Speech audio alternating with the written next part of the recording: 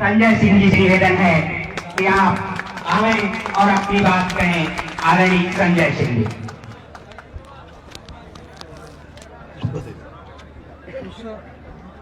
मंच पर आसीन पूर्व सांसद, मंत्री और विधायक रह चुके आदरणीय लालमणि जी, पूर्व विधायक भाई विजय बहादुर जी, पूर्वांचल के आम आदमी पार्टी के प्रांतीय अध्यक्ष भाई राजेश यादव जी, बौद्ध प्रांत के अध्यक्ष इमरान लतीफ साहब, आज बहुत भावुक क्षण है हम सब के लिए और विशेष तौर से सुबोध यादव जी के लिए।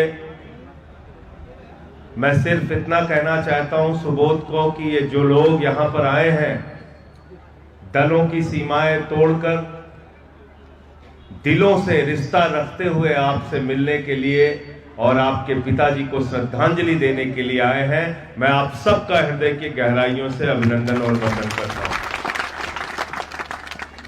और मुझे खुशी हुई आज कि यहां पर भारतीय जनता पार्टी के पूर्व प्रदेश अध्यक्ष आदरणीय रमापति त्रिपाठी जी भी आए थे, पूर्व मंत्री रामप्रसाद चौधरी जी भी यहां पे आए।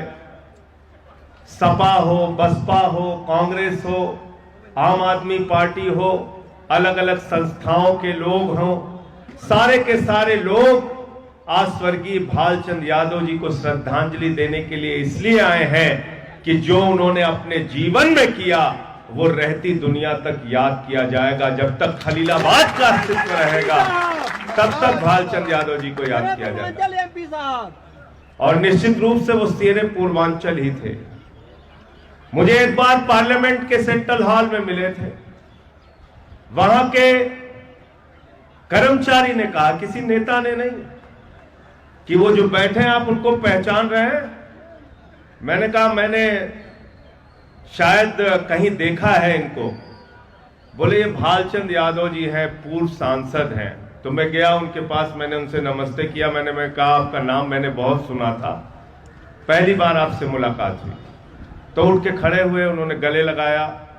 मेरी 2 मिनट की इतनी ही मुलाकात थी सेंट्रल हॉल में पार्लियामेंट के। लेकिन जब सुबोध यहां से चुनाव लड़ रहे थे, मैं यहां प्रचार करने के लिए आया था, 2 दिन प्रचार करने के लिए आया था।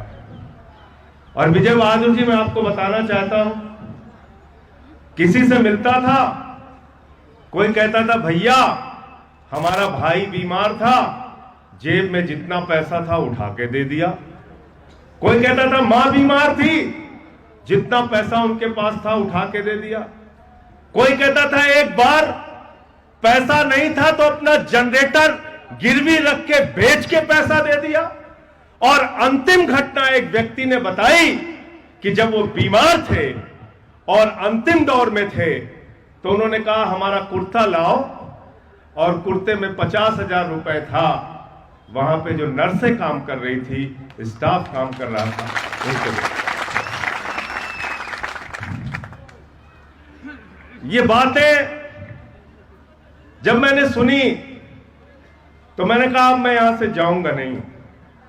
और पूरे चुनाव साए की तरह सुबोध के साथ रह के उस इलेक्शन में मैंने काम किया।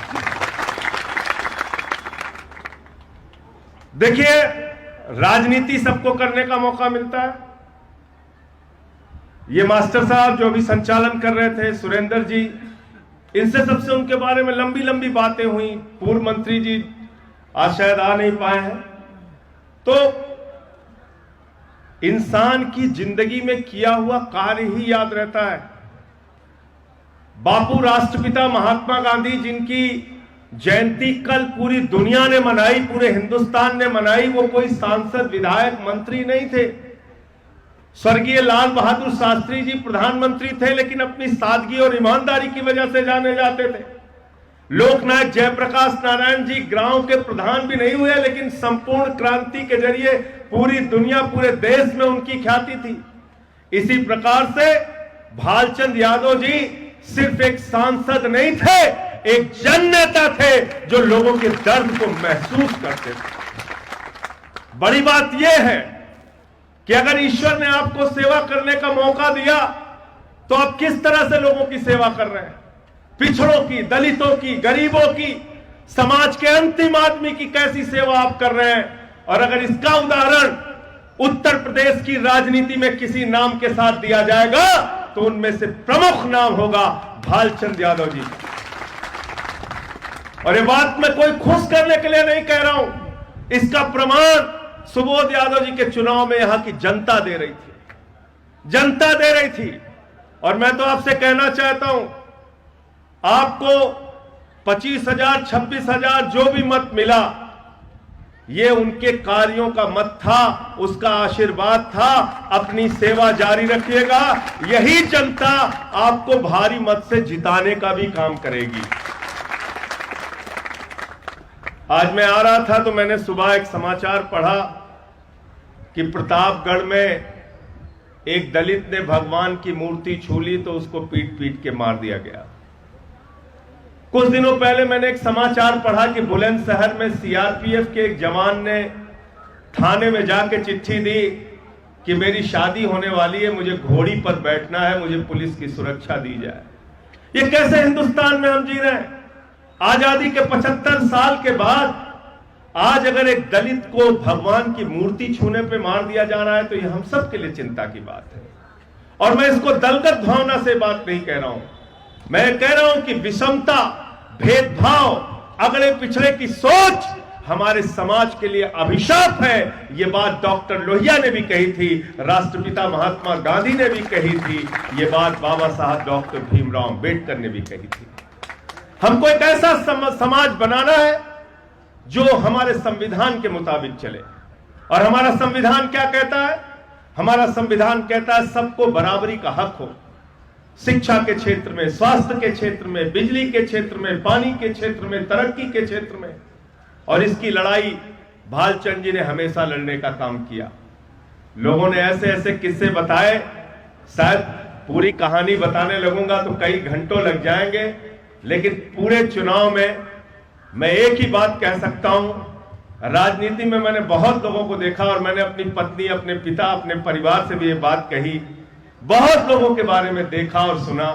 कोई ना कोई तो बुराई करने वाला मिल जाता है, कोई ना कोई आलोचना करने वाला मिल जाता है, लेकिन 17 दिन तक इस क्षेत्र में प्रचार में रहा, एक आदमी ऐसा नहीं मिला जिसने भालचंद्र यादव की शिकायत की। एक सिंगर, एक किसी भी दल का व्यक्ति हो। मैं तो कई भाजपा के मित्रों से भी उस समय मिला तो वो बैठाते थे, कहते थे भाई हमारी बेटी की शादी थी तो किसी से कर्जा लेके 25 लाख रुपए पहुंच गए, कहने लगे पहले बेटी की शादी कर लो, जब पैसा होगा मुझे दे देना। ऐसा आदमी राजनीति में कहां मिलता है भाई, कहां मिलता है? तो इसलिए अपने इस नेता को, जब तक खलीलाबाद का अस्तित्व है, जब तक हम लोग जीवित हैं, और आने वाली पीढ़ियां भी उनको बता के जाइएगा कि इस धरती पर एक ऐसा नेता था जो सबके सुख दुख को अपना सुख दुख समझता था, गरीब आदमी के लिए लड़ता था, उसके लिए जीता था और उसके लिए ही इस लड़ते लड़ते इस दुनिया से चला गया। बहुत बहुत शुक्रिया, बहुत बहुत धन्यवाद। मैं फिर से स्वर्गीय भालचंद्र जी के चरणों में अपनी श्रद्धांजलि अर्पित करता हूं, उनको नमन करता हूं और मैं यही प्रार्थना करता हूं प्रभु से कि आपके चरणों में जहां भी हैं वो, उनको अपने चरणों में अच्छा स्थान दीजिएगा और उनके परिवार को हमेशा तरक्की के रास्ते पर आगे बढ़ाइएगा और उनके जितने भी चाहने वाले, मानने वाले, उनसे प्रेम करने वाले लोग हैं, उनके प्रेम को उनके प्रति जिंदा रखिएगा। बहुत बहुत शुक्रिया, बहुत बहुत धन्यवाद।